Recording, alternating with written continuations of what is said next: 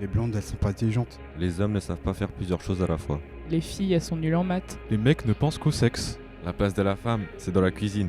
Un homme n'a pas le droit de pleurer, alors que les filles, c'est des pleureuses. Ces phrases-là, on les a déjà forcément entendues ou subies. Ces clichés font partie de notre quotidien. Et toi, tu trouves ça normal?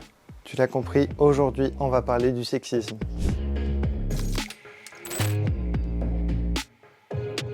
Mais le sexisme, ça vient d'où? La première fois qu'on a entendu parler de sexisme, c'était vers la fin des années 60. La première fois que le terme sexisme apparaît à l'écrit se situe au sein du discours de Colin Burr en Big Bang Female, publié le 15 novembre 1968 dans Vital Speeches of the Day. Dans ce discours, elle affirme qu'il y a à l'étranger une reconnaissance du fait que les États-Unis sont un pays à bien des égards sexistes. Le sexisme, c'est juger les gens sur leur sexe, même quand le sexe n'a pas d'importance. Le sexisme est pensé pour rimer avec racisme. Aujourd'hui, le sexisme est un sujet qui est régulièrement abordé. Les victimes dénoncent plus les faits. En revanche, les auteurs de sexisme sont de plus en plus assumés.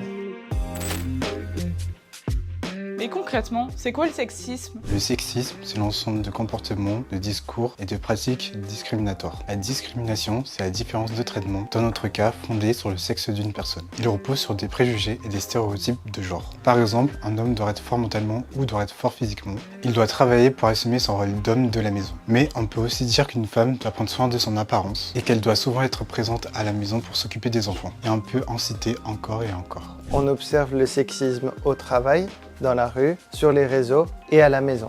Comment ça à la maison? Bah oui, les filles sont à la cuisine avec maman pendant que les garçons, ils jouent aux jeux vidéo. Et le sexisme, c'est que pour les femmes? Non, le sexisme concerne aussi les hommes et les membres de la communauté LGBT. Par exemple, les hommes qui prennent soin d'eux peuvent être catalogués homosexuels. A l'inverse, les femmes qui ne prêtent pas attention à leur apparence peuvent être cataloguées comme lesbiennes. Les hommes qui exercent un métier dit féminin vont très vite être victimes de stéréotypes. Pareil pour les femmes qui exercent un métier dit masculin. On peut citer Philippe Candeloro, patineur artistique, qui nous dit « Alors il faut repartir quelques années en arrière, j'avais 8 ans, on est en 1978, à chaque fois que je disais que je faisais du patinage, on me traitait de pédé ou de tarlouse. » Ok, mais du coup, pourquoi c'est grave?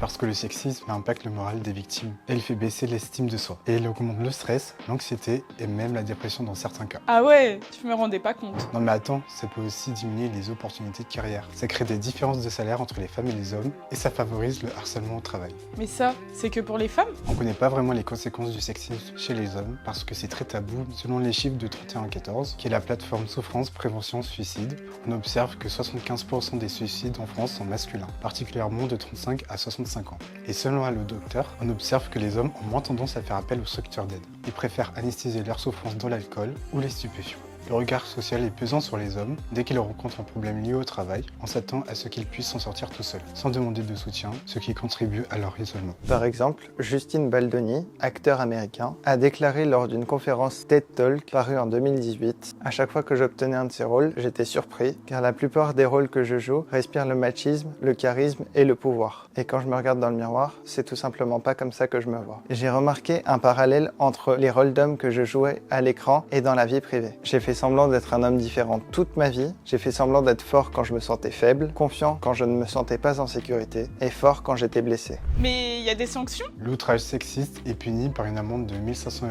La majorité des victimes sont des femmes, environ 91%, et 61% d'entre elles ont moins de 30 ans. Donc en gros, le sexisme est dû à un ensemble de préjugés et de stéréotypes liés au genre. Pour construire un monde plus serein, l'éducation scolaire et parentale est primordiale pour apprendre aux enfants les valeurs de la mixité dès leur plus jeune âge. Et toi, t'en as conclu quoi?